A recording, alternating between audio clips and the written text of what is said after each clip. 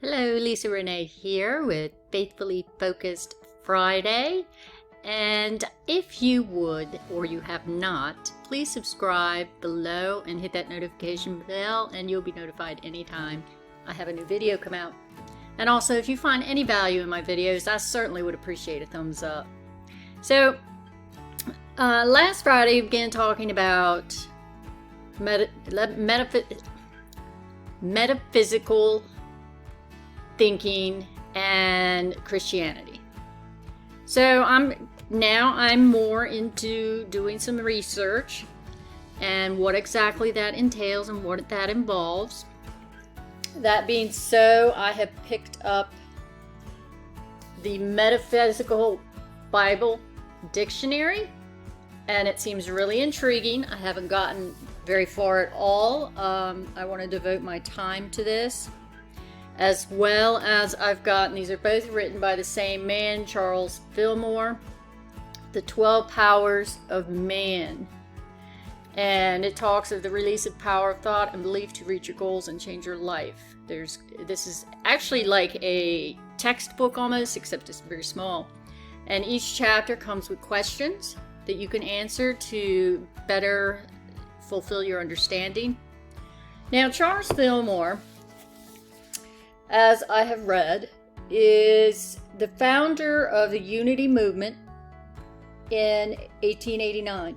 It was founded by his wife, Charles and Myrtle Fillmore. By him and his wife, it was founded.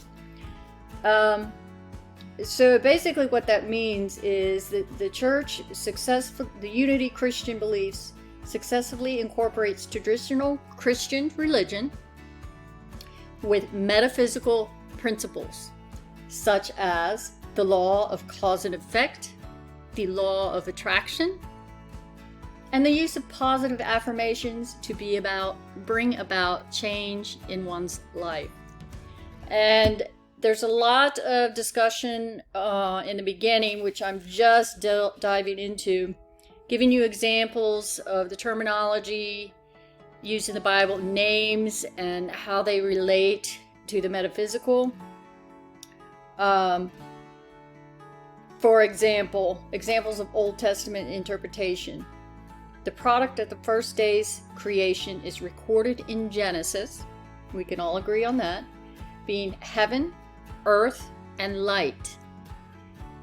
Heaven, if you use the metaphysical to explain it, heaven represents spiritual ideas. Earth represents material thoughts. And light represents understanding.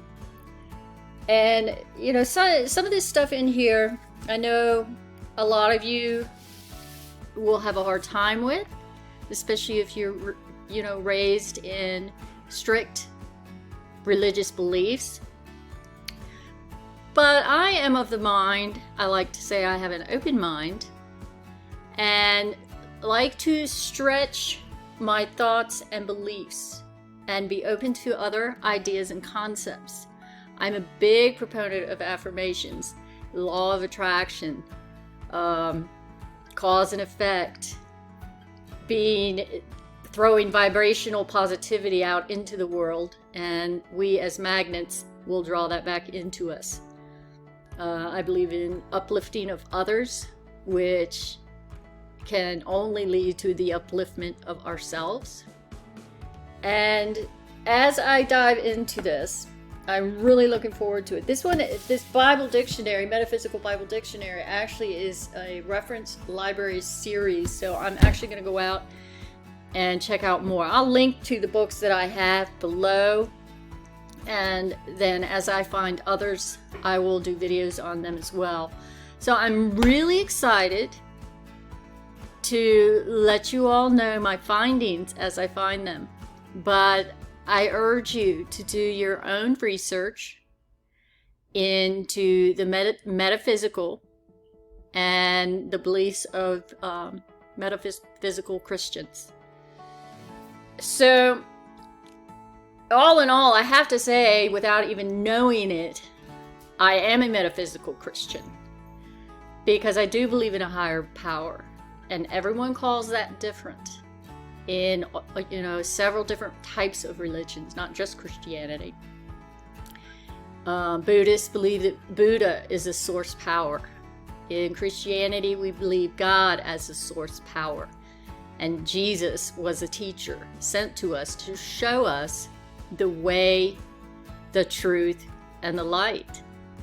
And as I think I stated before, like you'll see signs, especially in the country and in Bible Belt areas, that Jesus saith, I am the way, the truth, and the light.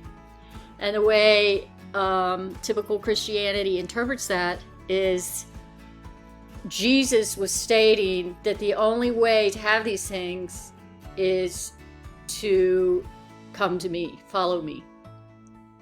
And the only way to the Heavenly Father, God, Source Almighty, was through Jesus. And if you're to understand the metaphysical and understand that Jesus was a true teacher, showing by example and parables and just actually doing and showing, he was actually proving that when he said, I am the way, the truth, and the life, he was giving an example. That means you are the way, the truth, and the life. To gather all things positive, all things coming from the source. You have that in you. He was not saying, I am the only way to have truth and light. I am the only way. No. My understanding, now that I can combine Christianity and the metaphysical, is that he was explaining to his followers that I'm showing you by example, I am the way, the truth, and the light. And I'm doing all these things in the world to show you what's possible. And each and every one of you have that within. So when I say I am the way and the truth and the life, I mean that I have that within my being. The knowledge and all the power that is given to me by God Almighty, the source. So I encourage you to do more research on that, as I am doing. I got my Metaphysical Bible Dictionary just recently, and I'm really excited to get into that.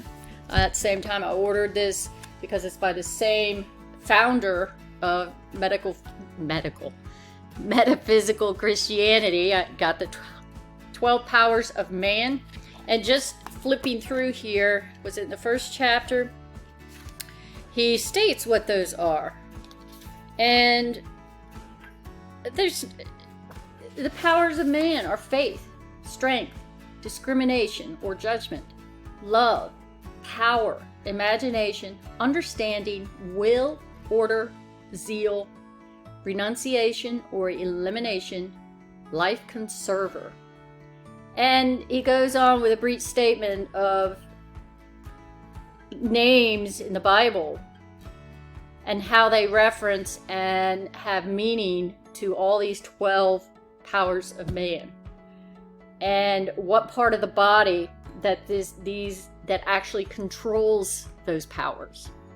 For example, love, and the name John in the Bible is related to love, is interpreted as love, and it is in the body, the back of the heart.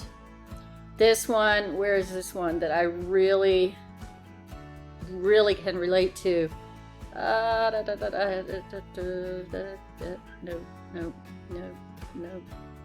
Oh, come on. When you want to find something, it's really hard if you haven't underlined it or anything. And I love underlining in books for reference, but I haven't even got that far in this one. I've just kind of skimmed through. So anyway, one of them, here it is right here. Discrimination or judgment. Your ability to discriminate good from evil. That is related to the pit of the stomach. You've heard the phrase, I got a gut feeling about that.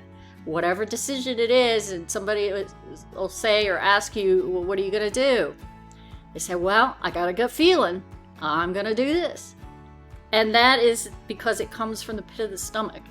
It's an actual valid part of your body that knows and understands. And what we need to do is tap into that so we can take care of our quests, our goals, our dreams, our desires.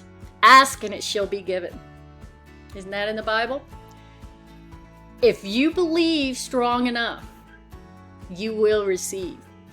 But you have to ask. You have to put it out there. And you actually start having to be that way. There's another statement out there that many people go by, is to have, do, and then be. Meaning, I have everything I want. Now I'm going to do something I want to be the way I want. But that is not actually the way to be.